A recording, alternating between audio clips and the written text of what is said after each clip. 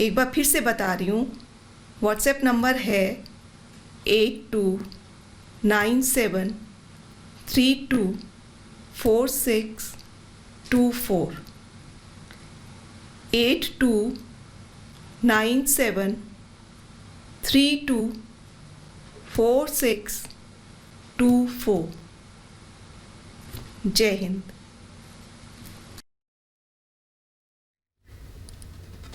तो सुनीता केजरीवाल को आप सुन रहे थे, जिन्होंने एक व्हाट्सएप नंबर जारी करते हुए कहा है कि आप इस नंबर से जुड़िए, इस नंबर का प्रचार करिए, अपनी बातों को इस नंबर पर व्हाट्सएप के माध्यम से भेजिए। सुनीता केजरीवाल, साथियों का कहना है कि केजरीवाल सच्चे देशभक्त हैं।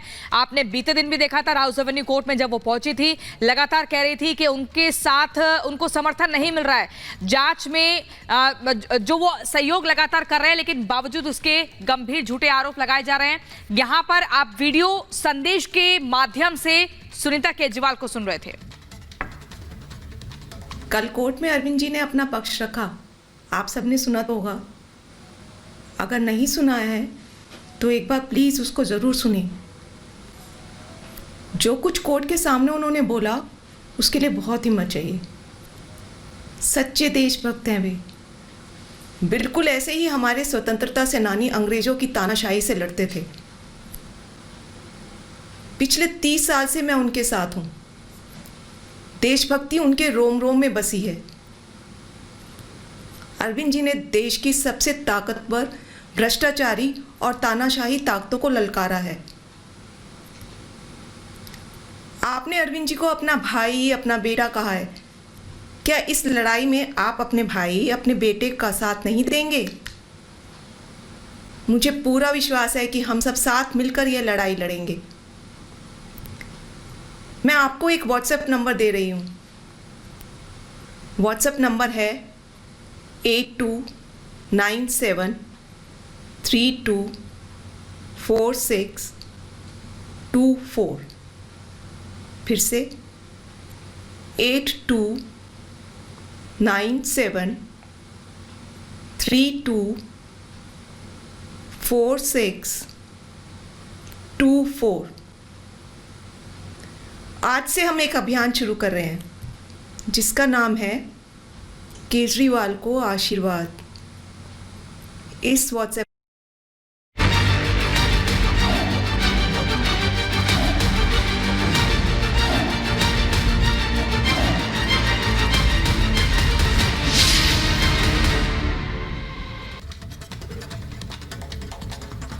और लगातार हम बात कर रहे हैं मुख्तार अंसारी की, जिस तरह से मौत हुई है। फिलहाल पोस्टमार्टम चल रहा है, लेकिन इसे लेकर कई तरह की प्रतिक्रियाएं भी आ रही हैं।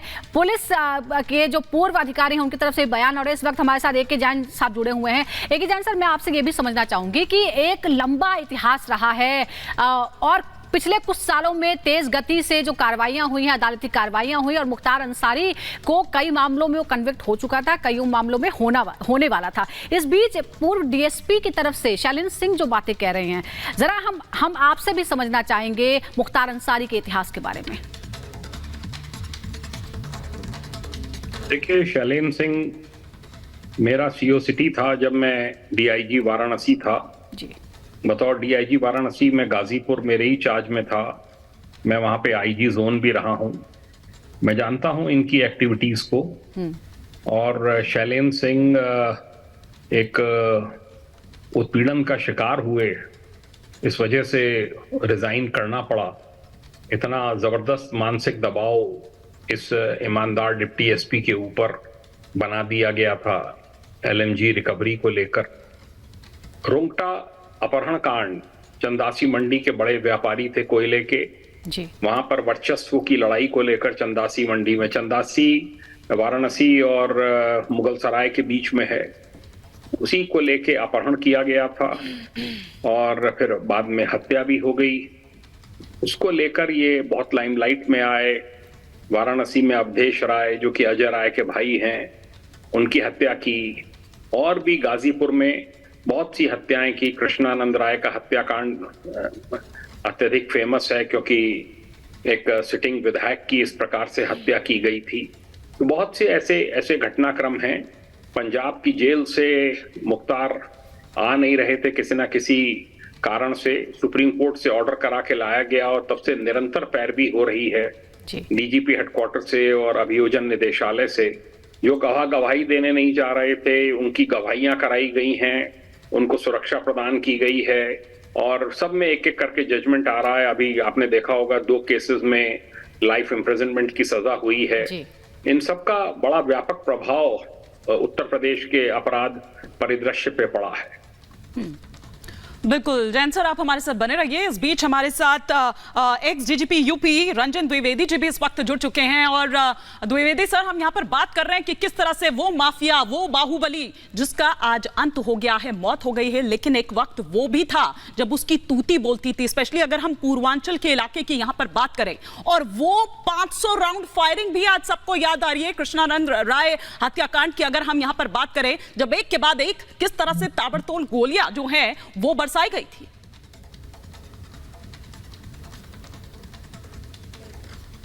नहीं, आपका प्रश्न क्लियर नहीं हुआ, फिर से हेलो। हम यहां पर बात कर रहे हैं कि किस तरह से इतिहास रहा है मुख्तार अंसारी की अगर बात करें तो, और किस तरह से वो कृष्णानंद राय हत्याकांड भी आज याद किया जा रहा है। वो तमाम जो इतिहास है वो याद किया जा रहा है मुख्तार अंसारी का, कि हर कोई किस तरह से उसके आगे एकदम नतमस्तक रहता था। हाँ, देखिए ऐसा है कि ये जितने बदमाश हैं इनकी कार्यप्रणाली ये रहती है कि जब सरकार इनके माफिक है, मुख्यमंत्री इनके माफिक है, नेता इनके माफिक है, अधिकारी इनके माफिक है, क्योंकि नेता ही नहीं सिर्फ अधिकारियों में भी बहुत कमी है, तो ये अपना सर उठाते हैं और कांड करते हैं। और अगर अधिकारी सख्त आ जाते हैं या नेता सख्त होता है, मुख्यमंत्री सख्त होता है जैसे इस समय है, तो ये इलाका छोड़ के फिर जैसे मुख्तार अंसारी है, जब गवर्नमेंट टफ आई, इसके माफिक नहीं आई, तो ये पंजाब में क्राइम करता था, कर्नाटका में क्राइम करता था, और इसके माफिक सरकार आई तो लौट करके फिर यूपी में अपना वर्चस्व बनाता था ये। और ऐसा नहीं है कि कार्रवाई हम लोग ने नहीं की इसके खिलाफ। रुंगटा कांड किया था इसने, नंदकिशोर रुंगटा जी का अपहरण किया, मारा उसको। उसके बाद ही मैं डीआईजी रेंज पोस्ट हुआ था बनारस में, और इसका एक साथी पकड़ा गया बेंगलोर में, उसको इंटरोगेट किया और उससे पूरा खुलासा हुआ। और उसके बाद फिर मुख्तार अंसारी के खिलाफ जो है वो हमने रेड भेजी, उसमें विधायक था ये और सरकार थी बसपा की। ये तो वहां से भाग खड़ा हुआ और फिर हमको भी बुला लिया गया, हमारा तबादला होना ही था। लेकिन इसने जो है पेशबंदी में एक हाईकोर्ट में रिट दायर की कि रंजन द्विवेदी ने हमको अदली बाजार में पकड़ा, बहुत मारा, और मैं किसी प्रकार जान बचा के भागा और मेरा ये इनकाउंटर कर देंगे। तो ये इन लोग का ऐसा रहता ही है, पेशबंदी में जो है दरखास्त देंगे कि पुलिस हमारे खिलाफ है, हमारा एनकाउंटर हो जाएगा, इनके माफिक सरकार आएगी तो कांड करेंगे, और जब इनके माफिक सरकार नहीं है तब ये छोड़ के चले जाएंगे स्टेट को और अन्य स्टेटों में अपराध करेंगे। और अब देखिए, अब तो ये जैसे अभी भी है कि साहब जहर दिया गया, जहर क्या दिया गया? अगर जहर दिया गया होता, इतने लोग थे वहां पे और भी खाना खा रहे हैं लोग, उन पे कार्रवाई, उन पे कोई घटना नहीं होती। और ये सब पेशबंदी है कि किसी प्रकार से एक बेल का ग्राउंड बने, और निश्चित तौर पर पोस्टमार्टम हो रहा है, विसरा प्रिजर्व किया जाएगा, उसका एग्जामिनेशन होगा और इन चीजों का खुलासा हो जाएगा। और देखिए, जब भी पुलिस कस्टडी में या जुडिशियल कस्टडी में कोई मृत्यु होती है तो उसकी मैंडेटरी जांच होती है, जांच होना आवश्यक है और होना भी चाहिए।